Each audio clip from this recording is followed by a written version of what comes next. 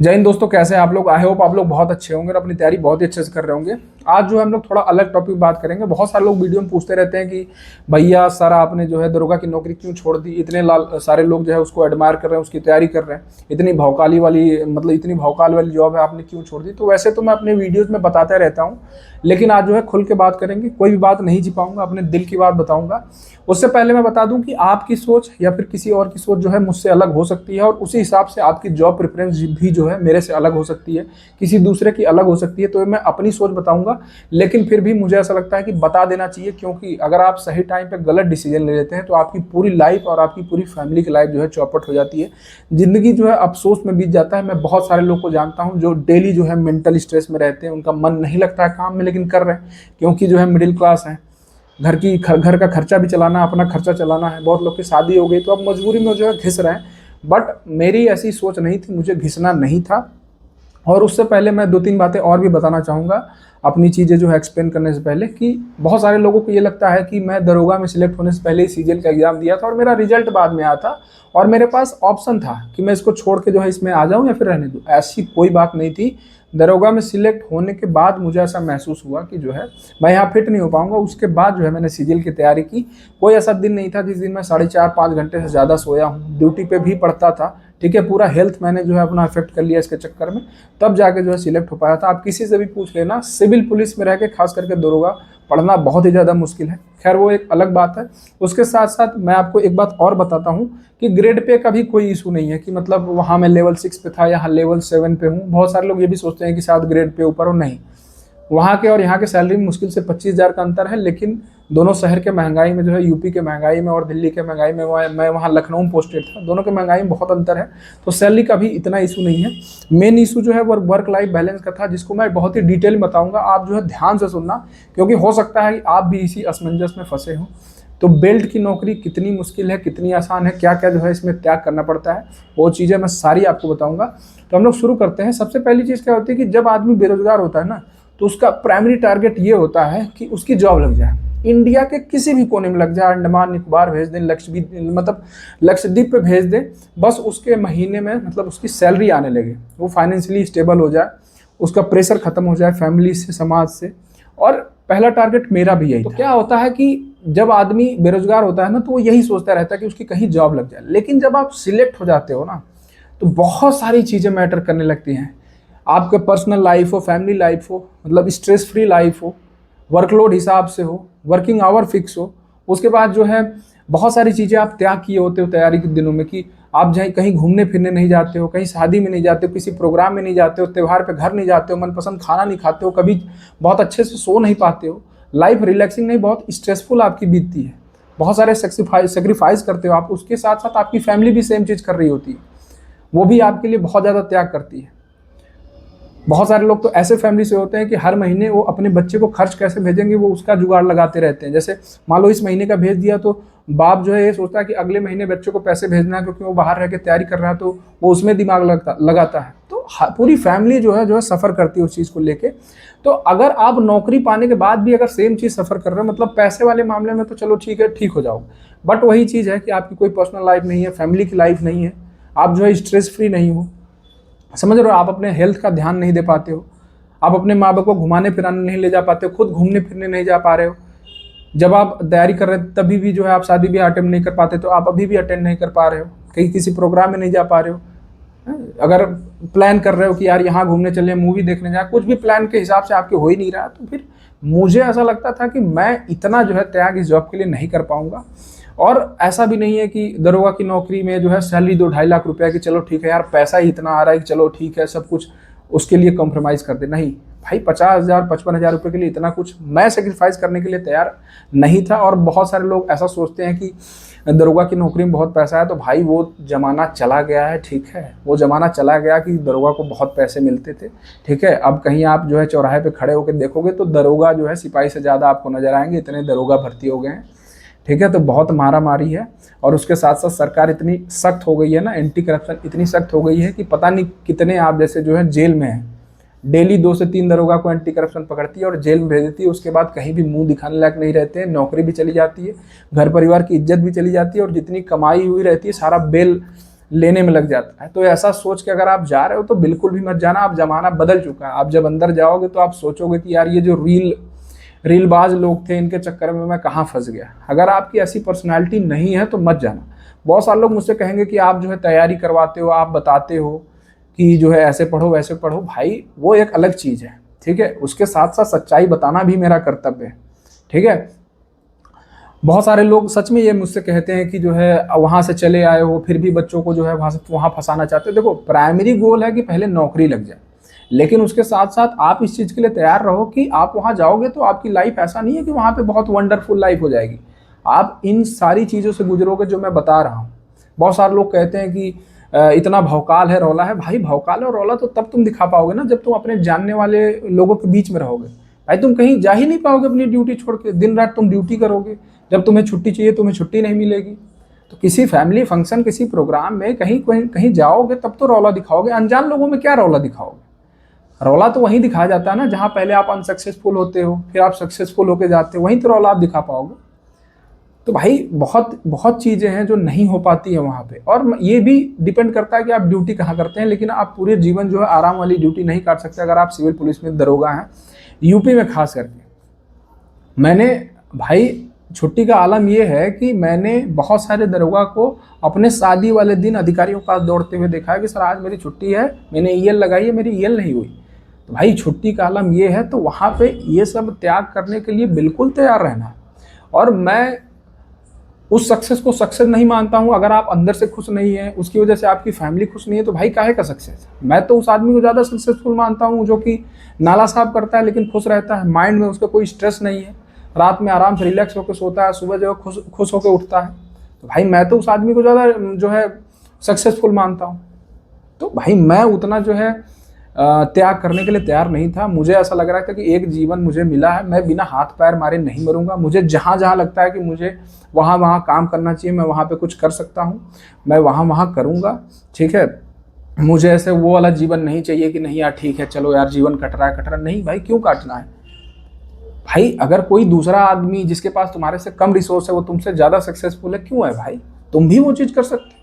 तुम्हें भी भगवान 2 हाथ दिए हैं, 2 पैर दिए हैं, 2 आंख दिए हैं, सारी चीज़ें दी हैं। मिडिल क्लास फैमिली में हम भी जन्म लिए, तो हम भी वो सारी चीज़ें कर सकते हैं जो दूसरा कर सकता है। तो भाई क्यों हम लोग केवल इसलिए कि यार चल ठीक है किस्मत में, भाई किस्मत को बदला जा सकता है। भाई तुम मेहनत करोगे। मेरे साथ बहुत सारे ऐसे लोग थे जो कि चाहते थे कि जो है वहाँ से निकल जाए, लेकिन नहीं निकल पाए। क्यों? क्योंकि वहीं पे थोड़ा बहुत मौज मस्ती टाइम उनको मिलता था, भाई मेरे इतना ही मिलता था। मैं भी ड्यूटी में खड़े खड़े पढ़ता था, ठीक है। किसी लॉ एंड ऑर्डर ड्यूटी में खड़े हैं, मंत्री जी 3 घंटे बाद आएंगे, तो भाई तुम गप्पे लड़ा रहे हो, मैं साइड में होकर पढ़ लिया, मेरा 3 घंटा यूटिलाइज हो गया। समझ रहे हो?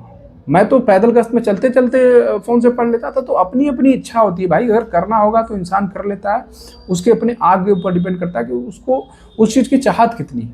तो भाई यही सच्चाई है कि मुझे ऐसा जीवन नहीं चाहिए था। और मैं अभी भी कह रहा हूँ कि ये पर्सन टू पर्सन डिपेंड करता है। हो सकता है कोई और आदमी उसमें बहुत खुश हो। मेरे 2-3 दोस्त ऐसे हैं जो कि बहुत अच्छा कर रहे हैं और उनके लिए वो बेस्ट जॉब है, सूटेबल है, क्योंकि उनका दिमाग वैसा है, वो उसी हिसाब से सोचते हैं। वो ज़िंदगी में ज़्यादा कुछ उनकी उम्मीदें नहीं, मतलब वो उसी हिसाब से बेसिकली सोचते हैं और खुश रहते हैं। बेसिक फंडा लाइफ का यही है कि अगर आप खुश हैं, जो भी काम आप कर रहे हैं अगर आप उसमें खुश हैं तो भाई ठीक है। अगर आप खुश नहीं हैं तो आप मिसफिट जगह पे हैं और आप उस चीज़ का तलाश करिए जहाँ पे आप खुश रहेंगे। क्योंकि कंप्रोमाइज़ करके जीवन जियोगे भाई तो समय से पहले जो है बीमार होकर मर जाओगे, समय से पहले कोई इच्छा अपनी पूरी नहीं कर पाओगे। और मैं ऐसे जीवन को जीवन नहीं मानता हूँ, क्योंकि हम लोग जो है मानव योनि में जन्म लिए हैं, जानवरों जैसा क्यों जीना है। तो जानवरों का काम है कि अपने हिसाब से कुछ चीज़ें नहीं कर पा रहे हैं, इंसान बांधा हुआ है या फिर इंसानों के कंट्रोल में। भाई हम इंसान हैं, हम अपने हिसाब से जीवन जीने के लिए यहाँ आए हैं, मेहनत करेंगे और अपने हिसाब से जिएंगे। बाकी अभी भी मैं किसी को डिमोटिवेट नहीं कर रहा हूँ। अगर आपके पास कोई ऑप्शन नहीं है और आप इस चीज़ के लिए बहुत ही एडमायर करते हैं कि नहीं मुझे जाना है वहाँ पे, जो है मुझे कुछ समाज में चेंज करना है, तो आपको बहुत मौका मिलेगा, ठीक है। अगर आप अच्छा काम करोगे तो वहाँ एडमायर भी किया जाता है, बशर्ते आप दिमाग से उसी सोच के रहो। आप इस चीज़ के लिए तैयार रहो कि आप जो है दिन में ड्यूटी करके आओ तो आप रात में भी करोगे। आपके घर कोई प्रोग्राम है तो हो सकता है कि आप वहाँ ना जा पाओ, आपको छुट्टी ना मिले। अगर आप इन सारी चीज़ों से परेशान होने लगे तो फिर जो है आप जो है ज़्यादा दिन वहाँ पर टिक नहीं पाएंगे, या फिर टिकेंगे तो आप जो है परेशान रहेंगे, चिड़चिड़े रहेंगे, घर वालों से बात करेंगे तो चिड़चिड़ापन रहेगा आपके अंदर। तो ये सारी चीज़ें रहेंगी, इस चीज़ के लिए तैयार रहना। और चीज़ है जो कि मैं बहुत ज़रूरी मानता हूँ किसी भी जॉब में, कि कम से कम हफ्ते में 1 दिन तो छुट्टी हो, क्योंकि 6 दिन आदमी काम करता है, बॉडी जो है पूरी टूट चुकी होती है, 1 दिन रिवाइव करता है आदमी। अभी आप बैचलर हो या फिर कुछ लोग शादीशुदा हैं, तो जब तक आप बैचलर हो तब तक तो लगता है कि चलो यार ठीक है अपनी लाइफ में चल रही है। लेकिन भाई जब तुम शादी तुम्हारी हो जाएगी, तुम्हारी पत्नी तुमसे कुछ एक्सपेक्ट करेगी, तुम्हारा पति तुमसे कुछ एक्सपेक्ट करेगा, तुम्हारे बच्चे कुछ तुमसे एक्सपेक्ट करेंगे, कम से कम हफ्ते में 1 दिन तो होना चाहिए जो अपने लिए हो। तो पुलिस की जॉब में, बेल्ट की जॉब में आपके लिए नहीं होता। और खैर वो वैसी जॉब है भाई, क्या कर सकते हो भाई। पुलिस या फिर चोर जो है या फिर कोई क्राइम जो है, ये पूछ के थोड़ी होगा कि आज जो है दरोगा जी छुट्टी पे हैं या फिर आज संडे है, मंडे है, त्यौहार है, भाई वो तो होगा। तो बेसिकली मैं जॉब को बुरा नहीं कह रहा हूँ, बेसिकली मैं उस चीज़ को बुरा नहीं कर रहा हूँ, मैं बस ये कह रहा हूँ कि आप उसमें फिट हो पाएंगे कि नहीं, आपकी जो है माइंड उस हिसाब से है कि नहीं। आप जो है, हर आदमी का नेचर एक जैसा नहीं होता ना, तो बेसिकली आप अगर उस जगह फिट नहीं हो पा रहे तो वो आपके लिए बेकार ही है। कोई जॉब या फिर कोई वर्क कल्चर जो बेकार नहीं होता है, वो आपकी मानसिकता के हिसाब से होता है कि आप उसमें फिट बैठ रहे हैं तो आपके लिए अच्छा, अगर आप फिट नहीं बैठ रहे हैं तो आपके लिए अच्छा नहीं है। उसके साथ साथ थोड़ा सा जो गैजेटेड ऑफिसर्स की जो प्रवृत्ति है या फिर जो व्यवहार है नॉन गैजेटेड ऑफिसर के प्रति, खास करके दरोगा सिपाही और जिनकी कोई पहचान नहीं है, मैं सबको साफ साफ खुल के बता रहा हूँ कि अगर यूपी पुलिस में आपकी कोई पॉलिटिकल पकड़ नहीं है या फिर आपकी थोड़ी पहचान नहीं है ना, तो आप बड़े शोषण तरीके से, मतलब शोषित तरीके से जो है अपनी नौकरी काटेंगे। और बहुत सारे लोग ये सोच के जाएंगे कि चौकी इंचार्ज बन जाएंगे भाई और ये सब कर देंगे, वो सब कर देंगे। तो भाई एक बात जान लो, या तो तुम बहुत ज़्यादा एक्स्ट्रा ऑर्डिनरी रहो कि तुम्हारे अंदर काम करने का इतना लगन है कि तुम बहुत ज़्यादा एक्टिव हो, तो तुम्हें चौकी मिल जाएगी। क्योंकि मेरा एक दोस्त शिवम नाम का है, वो किसी भी पहचान के दम पे नहीं, अपने काम के दम पे चौकी लिया है। तो आपका माइंडसेट या तो वैसा हो या तो आपकी पहचान हो। वैसे बहुत दरोगा घूम रहे हैं, पता नहीं कितने दरोगा हैं भाई। वो पहले वाला ज़माना चला गया कि आप ट्रेनिंग करके आओगे चौकी इंचार्ज बन जाओगे। 2011 बैच वाले, 2015 बैच वाले चौकी नहीं मिल रही है उनको, वो परेशान है। तो भाई वो ज़माना चला गया और बहुत ज़्यादा कमाई भी नहीं है। अगर ये सोच के जा रहे हो कि बहुत कमा लेंगे, जो है कोठी बना लेंगे, गाड़ी बना लेंगे, तो भाई भ्रम में हो। ऐसा कुछ बिल्कुल सोच के मत जाना, बहुत ज़्यादा अफसोस करने वाले हो। तो अभी से अपना सोच समझ लो। खैर मैं तुम्हें नहीं बता रहा हूँ, मैं अपनी चीज़ें बता रहा हूँ कि मैं क्या सोचता था। तो यही सारी चीज़ें थी जिसकी वजह से मुझे लगा कि नहीं, मुझे ज़्यादा वर्क लाइफ बैलेंस वाले जॉब की तरफ जाना चाहिए। और मैं बार बार कह रहा हूँ कि मैं किसी को नेगेटिव नहीं बोल रहा हूँ, मैं किसी जॉब को बेकार नहीं बोल रहा हूँ, मैं अपनी सोच बता रहा हूँ कि मैं लाइफ को कैसे देखता हूँ। मुझे थोड़े में नहीं जीना था लाइफ में, मुझे अभी भी, जैसे बहुत लोग कहेंगे कि अभी भी क्या ही उखाड़ लियो जीवन में, तो सच बात है, अभी भी मैंने कुछ बहुत बड़ा जीवन में नहीं किया है। बट मैं प्रोसेस में हूँ, मैं शांत नहीं बैठता हूँ, मैं चीज़ें करता रहता हूँ। मेरे अंदर क्रिएटिविटी है जिसको मैं जिंदा रखा हूँ और मैं काम करता रहता हूँ। मुझे ये सोच के खुशी होती है कि भले मैं उसमें सक्सेसफुल हूँ या ना हूँ, लेकिन मैं प्रयास करता हूँ। यही चीज़ जब मैं तैयारी करता था तो बहुत सारे लोग कहते थे कि यार 2 साल का बॉन्ड है, कहाँ जाओगे, पैसे भरने पड़ेंगे, इतना स्ट्रेसफुल जॉब है, कैसे पढ़ लोगे, नहीं होगा। अगर मैं सोचता तो मैं भी नहीं कर पाता, लेकिन मुझे था कि चलो यार मैं करूँगा, मैं अपना बेस्ट दूंगा, भगवान की मर्जी होगी तो मेरा हो जाएगा, नहीं होगा कोई बात नहीं, लेकिन कम से कम ये मलाल तो नहीं रहेगा कि मैंने ट्राई ही नहीं किया। तो भाई मुझे वो जीवन में मलाल नहीं चाहिए, इसीलिए जो है मैंने वो जॉब छोड़ दी। और अभी भी मैं प्रयासरत हूँ, ऐसा कि नहीं है कि मैं केवल इसी में जो है वो हो गया हूँ कि मैं एएसओ ही रहूँगा। अभी भी मैं अपना काम कर रहा हूँ। मैं पहले नई चीज़ों को बताता हूँ, मैं अपने फैमिली को भी नहीं बताता हूँ।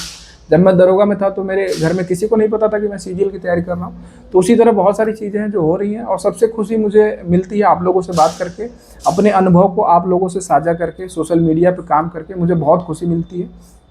तो ये सारी चीज़ें हैं जिसकी वजह से जो है मैंने यूपीएससी की जॉब को सोचा कि नहीं, मुझे यहाँ से हटना है। और फिर मैंने सीजीएल की तैयारी की और फिर मैंने एज एएसओ जो है सीजीएल में सिलेक्ट होकर वहाँ से रिजाइन देकर यहाँ आ गया। बाकी इतनी सारी चीज़ें बता दिया, तो जो भी लोग यूपीएससी की तैयारी कर रहे हैं उनके लिए अच्छी चीज़ें बता देता हूँ। देखो भाई, बाहरी समाज में एक दरोगा की बहुत इज्जत है। उसके साथ साथ अगर दरोगा सच में ईमानदार है और उसकी काम, मतलब ईमानदार का मतलब ये नहीं है कि एकदम जो है राजा हरिश्चंद्र है।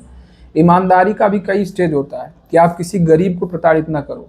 अगर आप किसी अच्छे आदमी से आपका कोई सिस्टम फंसा है तो आपके पास खुद आएगा और कांटेक्ट करेगा, आपका सारा काम होगा। लेकिन किसी गरीब को प्रताड़ित ना करो। बहुत लोगों को मैंने देखा है, किसी गरीब को मार पीट के 200, 300, 500 रुपये ले लेते हैं। भाई वो हाई ही तो लगेगी तुम्हें उसकी, उससे तुम्हारा क्या हो जाएगा। और सच बताऊं, मैं, मेरा खुद का अनुभव है कि अगर आप किसी अच्छे आदमी का कोई काम करते हो ना, खुद आदमी आपको सामने से कहता है कि नहीं दरोगा जी आप ये खाइए, आप चलिए, मैं आपका मुंह मीठा कराना चाहता हूँ, या फिर आप जो समझना चाहते हो आप समझो। ये होता है। लेकिन तब जब आप शिद्दत से काम करते हो और आप अच्छा काम करते हो। आप बुरा काम करोगे तो आज नहीं कल जो है आपको उसका फल मिलेगा, और गलत ही मिलेगा। तो बहुत सारे स्कोप इसमें अच्छा काम करने का भी है। आप समाज में चेंज ला सकते हो, ठीक है, आप लोगों को इन्फ्लुएंस कर सकते हो, आप जो है लोगों को, गरीब लोगों को न्याय दिला सकते हो। ठीक है। लेकिन उसके लिए आपको समाज सेवी होना पड़ेगा, आपको समाज से ही प्यार करना पड़ेगा, आपको जहाँ आप हो उन्हीं को अपना फैमिली मान के अपना जीवन जो है बिताना पड़ेगा। आपका परिवार अगर आप अपने साथ रखोगे तो वही है कि आप सुबह खाना खा के निकलोगे, दोपहर में खाना खाने जाओगे, फिर शाम को खाना खाने जाओगे, या फिर किसी टाइम बाहर खा लोगे, ड्यूटी से नहीं जा पाओगे, कुछ ऐसा काम आ जाएगा। और कहीं जाना चाहते हो, मूवी भी देख सकते हो, सारी चीज़ें भी कर सकते हो, लेकिन प्लान तरीके से नहीं कर पाओगे, ठीक है। बाकी जब ट्रांसफ़र होगा तो इधर उधर जो है अपनी फैमिली को लेके जो है घूमना पड़ेगा। अगर बच्चे किसी स्कूल में हैं तो फिर तुम्हें, अगर तुम अपने पोस्टिंग वाले जगह उनको लेके जाना चाहते हो तो फिर तुम्हें वहाँ पे जो है दूसरे स्कूल में नाम लिखाना पड़ेगा। तो ये सब सारी चैलेंजेज हैं जो इस जॉब में है। तो आप जो है सोच समझ कर जो है अपना डिसीजन लेना। बाकी मैं अभी भी कह रहा हूँ कि कोई भी जॉब बुरी नहीं है, आपके अपने सोच पे डिपेंड करता है। बाकी जो लोग नए हैं मेरे चैनल को सब्सक्राइब कर लेना। भाई तुम्हें गाइडेंस, स्टडी, मोटिवेशन जो भी चाहिए, इससे अच्छा तुम्हें किसी भी चैनल पे नहीं मिलेगा, क्योंकि मैं जेन्युइन बात करता हूँ, मैं फालतू बात बिल्कुल नहीं करता हूँ। और मैं भी यहाँ पे रगड़ रगड़ के ही आया हूँ, और मैं भी यही मानता हूँ कि अगर आप बहुत अच्छे घर से होते तो ये मेरा वीडियो नहीं देख रहे होते। आप भी मिडिल क्लास फैमिली से गवर्नमेंट जॉब की तैयारी कर रहे हैं, इसीलिए जो है यहाँ पे हैं। आपको ये वीडियो सजेस्ट हुआ और आप ये वीडियो देख रहे हैं, तो मन लगा के पढ़ाई करो। आप जिस भी एग्जाम की तैयारी कर रहे हो, आप मेरे चैनल को सब्सक्राइब कर लो। बाकी मेरे टेलीग्राम चैनल का भी लिंक डिस्क्रिप्शन में है, वहाँ पे भी जाके उससे जुड़ जाना। अब मेरे सारे नोट्स जो भी मैंने एसएससी के टाइम पे और अपने यूपीएससी टाइम पे बनाए थे, मैंने वहाँ पे डाल दिए हैं, और बीच बीच में मैं जो है जो भी चीज़ मुझे इंपॉर्टेंट लगती है मैं उस पर डालता रहता हूँ। बाकी मिलते हैं अगली वीडियो में। जय हिंद, जय भारत। अपना ख्याल रखिए, और जिस भी एग्जाम की तैयारी कर रहे हो भाई दिल से करो, मन लगा के करो। केवल कुछ दिनों की मेहनत है, उसके बाद ज़िंदगी बड़ी आसान हो जाएगी। मतलब अगर तुम यूपीएससी में भी सिलेक्ट होते तो खैर तुम्हारी ज़िंदगी आसान हो ना हो, परिवार की ज़िंदगी आसान हो जाएगी। तुम्हारे माँ बाप को कहीं भी जो है चुप नहीं होना पड़ेगा। कोई पूछेगा क्या करता है बेटा, तो बोलेंगे कि हाँ दरोगा है बेटा, या फिर दरोगा है बेटी, या फिर कुछ भी है। तो ज़िंदगी उनकी तो कम से कम आसान हो ही जाएगी। बाकी अगर तुम्हारे अंदर इच्छा होगी तो बाद में भी तुम कर सकते हो, इतना समय मिलता है। तुम्हारे जज्बे, सारी बात तुम्हारे जज्बे की है। बाकी ठीक है, ये वीडियो बहुत लंबा हो गया वैसे भी। बाकी मिलते हैं अगली वीडियो में। जय हिंद, जय भारत।